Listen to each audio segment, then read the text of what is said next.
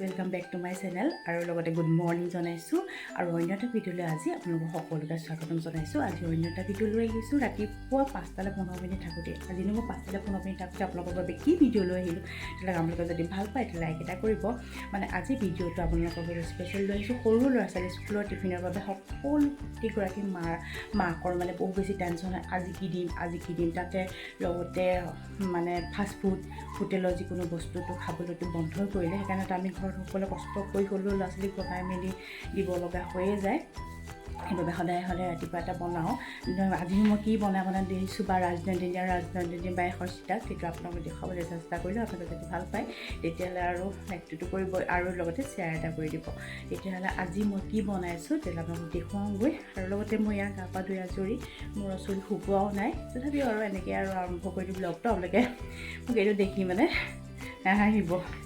ব'লক তেতিয়াহ'লে। আজি আমাৰ অকণমানকেইজনীয়ে ভাল পোৱা আলু পৰঠা, ৰাজনন্দিনী হৰ্ষিতাই ভাল পায়। তো আলু পৰঠা বনাবৰ বাবে আলু দুটা বইল কৰিলোঁ। বইল কৰা মানে যোৱা ৰাতি বইল কৰা হৈ গ'ল, ফ্ৰিজত থৈ দিয়া আছিলে, ফ্ৰিজত আধা ঘণ্টা আগত উলিওৱা হ'ল। এয়া চাওকচোন, এইখিনি ধুনীয়াকৈ বইল হৈ আছে। এইখিনি দি পিনে আজি পৰঠাটো বনোৱা হ'ব। এয়া আলুটো পিটিকি লোৱা হ'ল। এয়া ৰুটিটোৰ কাৰণে আটা অলপ লোৱা হ'ল। লগত এয়া ৰিফাইন তেল দি দিয়া হৈছে আৰু সোৱাদৰ পৰিমাণে অকণমান নিমখ দিয়া হ'ল।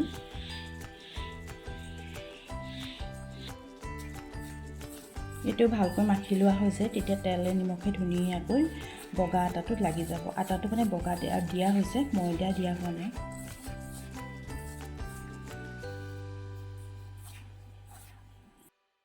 এই কুহুমীয়া পানী দি পিনে আটাটো মৰা হৈছে। অলপ কুহুমীয়া পানী দিব লাগে, নহ'লে আটাটো টান হয়।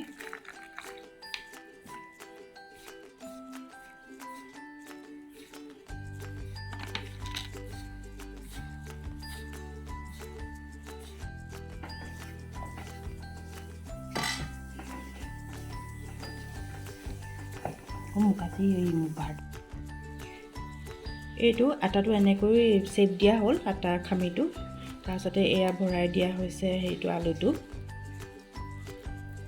ভৰাই লৈ এনেকৈ বান্ধি দিয়া হয়।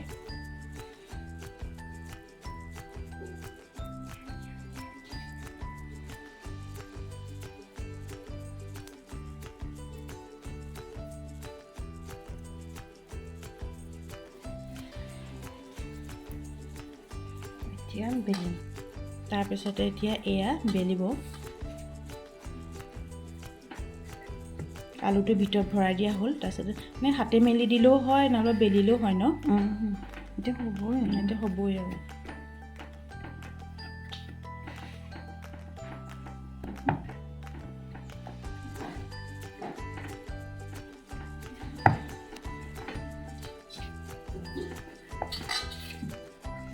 বেছি ডাঙৰ নকৰোঁ দেই, টিফিনত ডাঠ কৰিব আৰু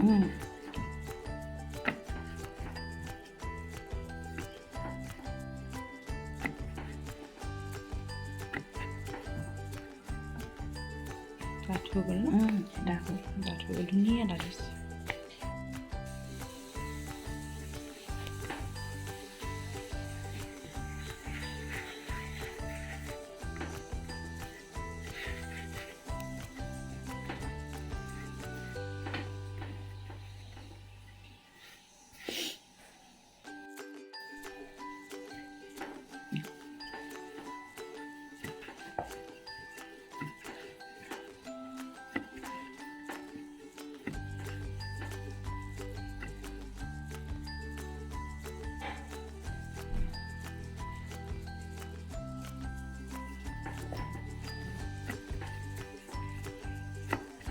আলু পৰঠাটো অকণমান ডাঠ হ'লেহে ভাল লাগে, খাবলৈ সোৱাদ লাগে। বেছি পাতল হ'লে সোৱাদটো নালাগে ন। সেইকাৰণে আপোনালোকে বনালে ডাঠকেই বনাব।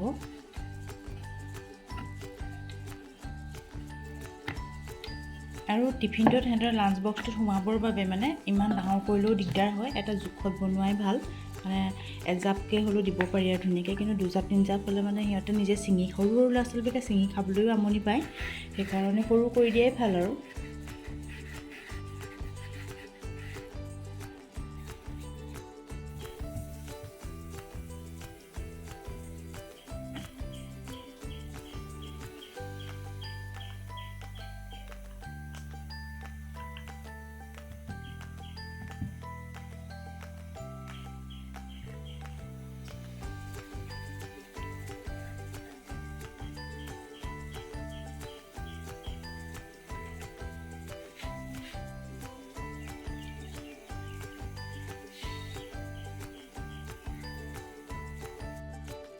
এইফালে বৌয়ে বনাই আছে আলু পৰঠা।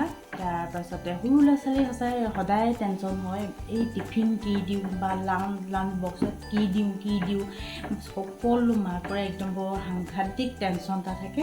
মানে মই তেনেধৰণে টেনশ্যন লৰিলে আগদিনাখনৰ পৰা টেনশ্যন লওঁ যে কাইলৈ ৰাতিপুৱা কি দিম, মানে আমি দুগৰীয়া কওঁ বৌ কাইলৈ ৰাতিপুৱা বাৰু কি দিম, তেতিয়া বৌয়ে কয় ইটো দিম হৈ গ'ল। নহ'লে দোকানত গৈ জুপি থাকিব লগা হয় কাইলৈ কি বনাবৰ বাবে আনিম, কাৰণ আমাৰ মানে স্কুলবিলাকত মানে ঘৰত বনোৱা মানে লাঞ্চটোহে একচেপ্ট কৰে, নহ'লে কমপ্লেইন আহিব। সেইকাৰণে এইবোৰ ঘৰতে ৰাতিপুৱা বনাব লগা হয়। বনালেও কিমান সময় গুচি যায়, ৰাতিপুৱা সোনকালে শুই উঠাৰ পৰা মানে বনোৱাটোৱে মেইন হৈ পৰে। তাৰপিছতে সদায় আলু পৰঠা থাকে আৰু কিবাকিবি এনেকৈ ধৰক কেতিয়াবা ফ্ৰুটছ দিয়া হয়, কেতিয়াবা আলু পৰঠা দিয়া হয়, কেতিয়াবা এইটো কি পিঠা বুলি কয় যে গুলি পিনে যে আটা ময়দাটো বা বগা আটাটো গুলি পিনে পানীৰ লগত কি নামটো এই গোলা পিঠা বুলিয়ে কওঁ আৰু কেতিয়াবা আপোনালোকৰ পেনকেক কয় ন, ডাঙৰজনে পেনকেক বুলি কয়। এই গোলা পিঠাটো আমাৰ দিয়া হয়। তাৰপিছতে খাই কিন্তু খুবেই বেছি ভাল পায়। তাৰপিছতে হেৰি হয় এইটো কি কয় কৈছে ইমান ভাল লাগিলে কালি তাকে আমাৰ ৰাজনন্দিনীও খুব ভাল পায়। তাৰপিছতে এয়া চুলি এয়া অৱস্থা, চুলি শুকুৱাই নাই। তাৰপাছতে ৰাজনন্দিনী হৰ্ষিতা শুই উঠাই নাই, সিহঁতক টানি আজৰি এতিয়া শুই উঠাবই লাগিব। তাৰপাছতে এমগমান পানী খাই লৈছোঁ। পানী এমগমান খালেহে আগলৈ পিছলৈ অহা যোৱা কৰিব পাৰোঁ, মানে ইঞ্জিনটো ষ্টাৰ্ট হয় আৰু ভালকৈ। তাৰপিছতে এয়া আলু পৰঠাটো আপোনালোকক আজি দেখুৱাম বুলি ভাবিলোঁ। আপোনালোকক যদি কেতিয়াবা বনাওঁ বুলি কয়, তেনেকুৱা যদি আপোনালোকৰো লাঞ্চ বক্সৰ বা টিফিনৰ সমস্যা থাকে, তেতিয়াহ'লে আপোনালোকে বনাওঁ বুলি ক'লে নিশ্চয় বনাব পাৰিব। আৰু খাই খুব ভাল পায় সিহঁতে কিজনী, সেইকাৰণে বাটাৰটো উলিয়ালোঁ।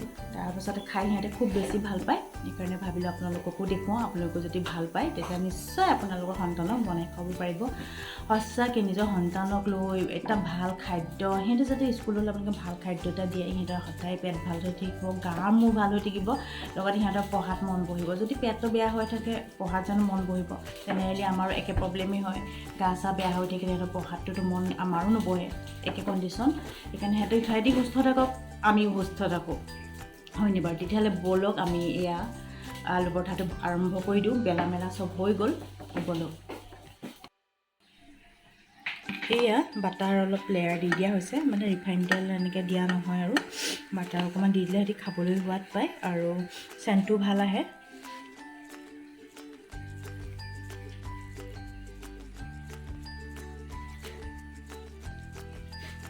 একেবাৰে ৰুটিটোৱেই হয় বনোৱাটো, খালি আৰু অলপ বেলা টেকনিকটো অলপ মানে ছফ্ট হয় ন।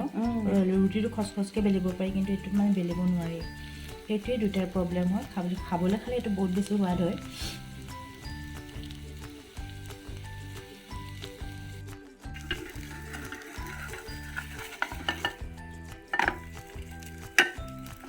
ধুনীয়া ৰং আহিছে ন।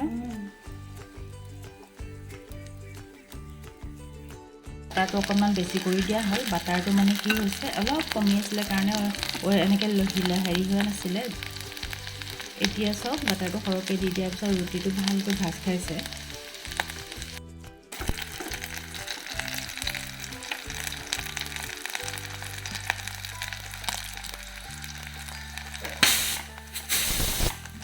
ভাত হৈ গ'ল।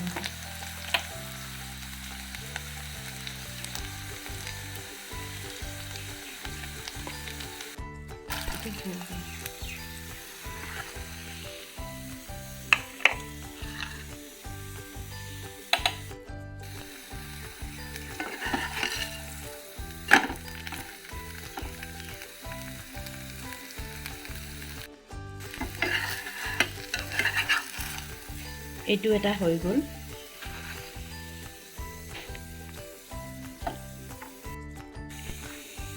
তিনিখন হৈ গ'ল। আমাৰ অকণমানি ৰাজনন্দি টুকলুকৈ শুই আছে। আচ্ছা জান, গুড মৰ্ণিং। টুকলু উঠা উঠা, টুকলু উঠা উঠা উঠা উঠা উঠা। এইফালে আকৌ ঘূৰি দিলে। উঠা উঠা।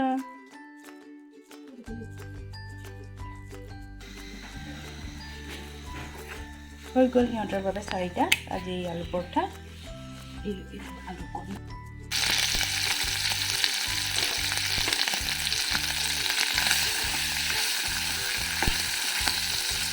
ফ্ৰাই কৰি দিয়া হ'ব তাহাঁতক মানে এইটো ফ্ৰেঞ্চ ফ্ৰাইজ টাইপৰ খালি পিচটো ডাঙৰ হয় আৰু পূৰা ডাঠ ৰঙাকৈ মানে ডাৰ্ক ৰেডকৈ কৰিলে খালে টেষ্টি হয় সিহঁতি খাই ভাল পায় এইটো এটা লগতে দি দিয়া হ'ব সিহঁতক এয়া তাহাঁতৰ টিফিনৰ বাবে আলু পৰঠা আৰু এইফালে ফ্ৰেঞ্চ ফ্ৰাইজ ৰেডি হৈ গ'ল আৰু লগতে সিহঁতৰ এয়া ৱাটাৰ বটল এয়া ৰাজনন্দিনী এইটো হৰ্ষিতাৰ ৱাটাৰ বটল আৰু এইখিনি এইটো আলু পৰঠাটো দেখিছে ইমান ধুনীয়া ডাঠ হৈছে এটি খাই ভাল পাব আৰু লগতে ফ্ৰেঞ্চ ফ্ৰাইজ এইটো ঘৰতে বনোৱা ফ্ৰেঞ্চ ফ্ৰাইজ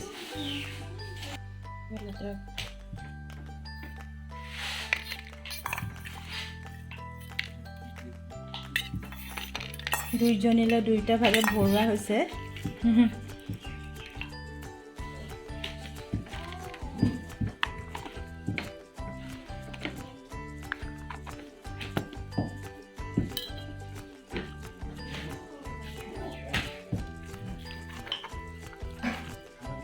মই তাইলে দুটা বেছিহে হ'ব নেকি দুজনীৰে দি দিওঁ পুৰা ফুল হৈ গ'ল ফুল হৈ গ'ল এই হেৰি কৰি দিওঁ দেই ফুল কৰি দিওঁ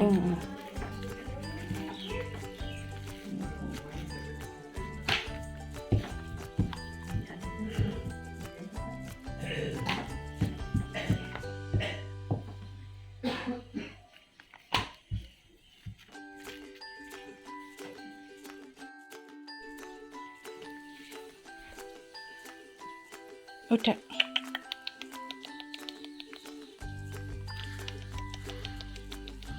উঠা শুন ইমান দিগদাৰ সৰু ল'ৰা ছোৱালীক ৰাতিপুৱাই উঠাবলৈ বিচনাৰ পৰা উঠা শুন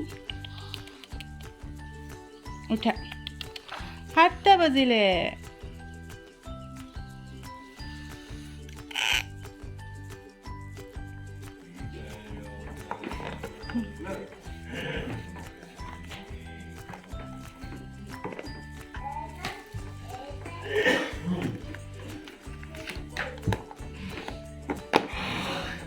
এইটো হৰ্ষিতা এইটো ৰাজনন্দিনী ৰেডি টিফিন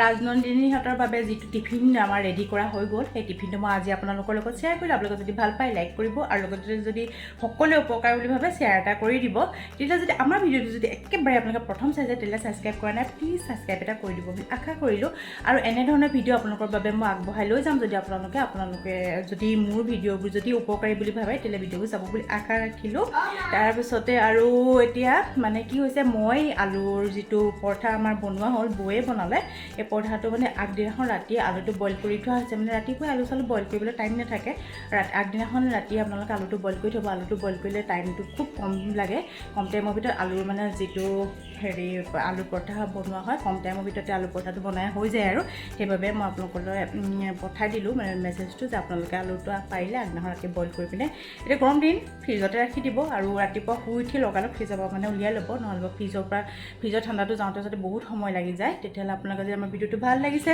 তেতিয়াহ'লে আৰু লাইক শ্বেয়াৰ ছাবস্ক্ৰাইব কৰিব আৰু তেতিয়া আজি ভিডিঅ'টো মই ইমানতে সামৰণি মাৰিছোঁ মানে টাইম একেবাৰে কম লৰালৰিকৈ সামৰণি মাৰিছোঁ তেতিয়াহ'লে আজিলৈ আহিছোঁ আৰু লগতে এতিয়া 6:45 মান হৈছে আৰু তেতিয়াহ'লে বাই বাই আজিলৈ আহিছোঁ বাই বাই অন্য এটা ভিডিঅ'লৈ অতি সোনকালে আহিম